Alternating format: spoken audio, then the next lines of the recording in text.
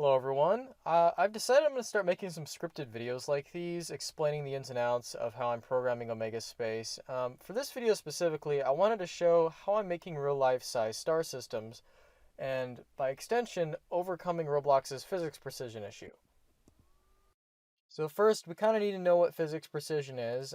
Basically, computers store numbers with decimals as a float. Now, I'm not an engineer, and I don't know if Roblox does things slightly differently, but to the extent of my knowledge, everything follows the same format, which is basically that for a non-double float precision, you're going to have 32 bits.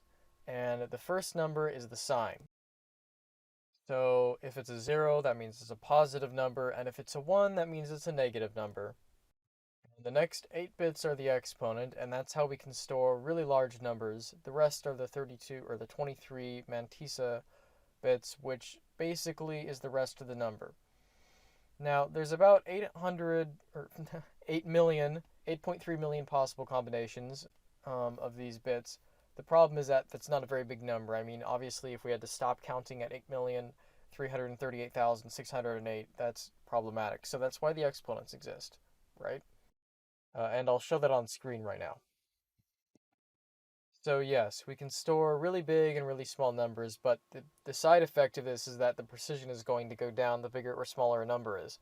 So small decimal values means small movement, which is good because we want it to be so small that you can't see the jitteriness of all the little individual vertices moving when something is up close to the camera. So if a part's x position is set to like 0.001, it's actually something like 0.00100000047494513, something like that, right? And that's because of physics precision. But this isn't really an issue because it's really small, so not a problem, right? The problem is that things get worse, because if I wish to set the same part's location to 100,000.001 and print its position, Roblox is only going to show that it's about 100,000. Yikes, that's not very good. This means that those little small rotations and animations and movements are going to look jagged, and they're going to be a lot bigger because you can't do these small movements. It can only snap to larger movements.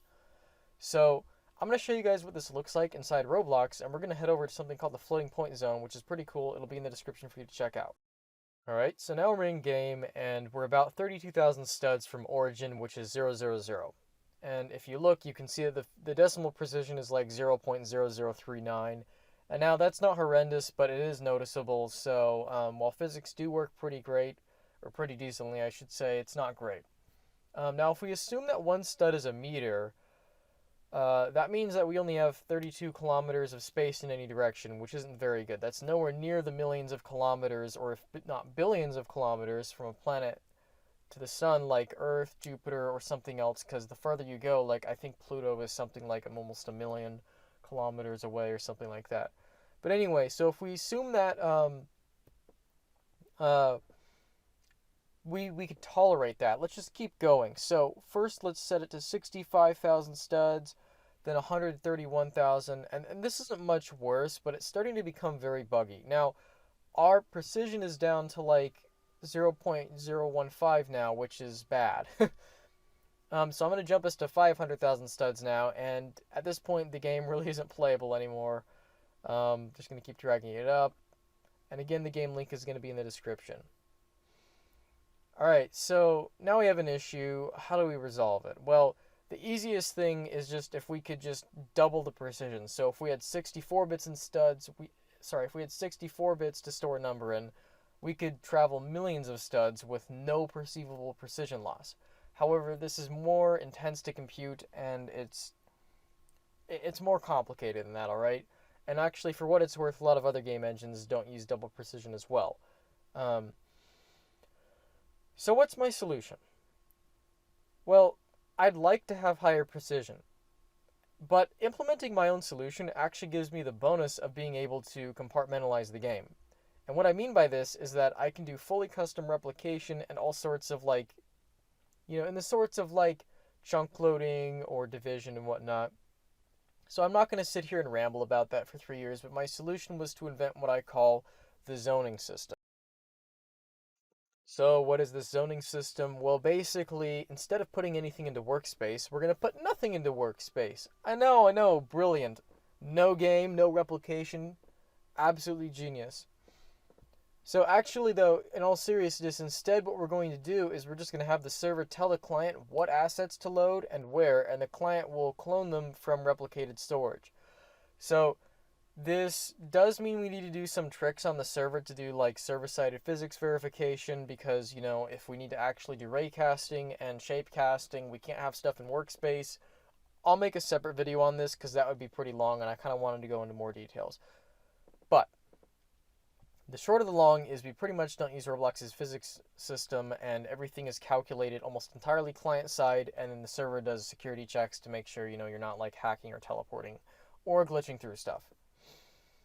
Anyway, this is extremely beneficial because now I can run different instances in the server, which means that you're not going to see anyone that's not in a zone for you. And it doesn't mean that your client has to just delete something, it just means that it's not going to be there. So if you are in zone A and another person is in zone B, you will not see person B, period, end of discussion. They're not super far away, they're just not there. Not there at all. And actually, because I'm using an ECS system, while doing this is a bit complex and I don't recommend it because I have some pretty unique needs, it actually means that I can run each zone its own ECS on a parallel thread, which better saturates the server's cores. So how does this fix our original problem, though, you might be wondering? Well, zones can be any area of space. So for example, a zone around a station, or a specific part of an asteroid belt, or an anomaly, or a wormhole, just even a random area of space, or just orbiting a planet. And if you haven't figured it out by now, all zones are centered at origin. 000. Then we just use some viewport frames and billboards to fake the position of planets in the distance, gaslight the map into thinking we're somewhere else. Bada bing, bada boom. Now it looks like we're actually millions of studs away, when in reality we're still at origin. For how ingenious it is, it's actually pretty simple. So yeah, but that being said, it did require like a lot of math and debugging, and like the specific way that I'm implementing this probably is overkill for most games. I just have very specific needs and goals. Anyway, so this is all going to be the work in progress recode for Omegaspace for what I'm going to be showing you right now. And billboards for the planets aren't working. But what I can do is I can show you the old version, and I can also show you what's happening in the new version. So really quick, I'll just post a video of the old version on screen here, and you should see that if I open the map here, we're going to be orbiting the planet Crotosis 4, which orbits the planet Crotosis. They all look like gas giants because I was testing stuff, but just, you know, it will be made better in the recode. Anyway, so if I hop back into the recode, it's actually even cooler because while it's not done yet, I can customize the zones a ton. So, if I open the map, we can see we're at a space station, we're at Demeter Station, so I can actually see its zone ID as well. So now what I'm going to do is I'm going to set our zone to the planet that is really close to the sun, and if I do that, you'll see that the sun flare looks a lot closer, and it would also affect how the planet billboards look as well. Now again, the reason the recode system is even cooler is because if I go set the zone to something else, I think it's like Deimos 3 or 4, something like that, I can customize the zones and actually put different skyboxes and atmospherics in a special zone. This means that like I could technically pretend that you're in another star system if I really wanted to, which is kind of what I was doing with this skybox. Also can load different assets in and whatnot. Anyway, so there we have it. That's how I do it. Instead of moving things like 1,000,000 or 1,000,000,000 studs, I just keep them at origin, and then I just use visual tricks, you know, custom replication, some math, and, you know, gaslighting the game and the player, and boom, looks like you're actually, you know, really far away. So really, it's just custom instances that fake being somewhere else. So guys, if you enjoyed this video, please consider joining the Discord server below. I don't know if I can pin comments anymore because YouTube is stupid and requires verification now, so it should be in the description. But consider joining the Discord server, and if you like this video, leave a like. If you want to see more technical videos like this, it's pretty late right now and I'm kind of tired, but in the future, I might break things down more and use like better graphics and visualizations. Anyway, thanks for watching.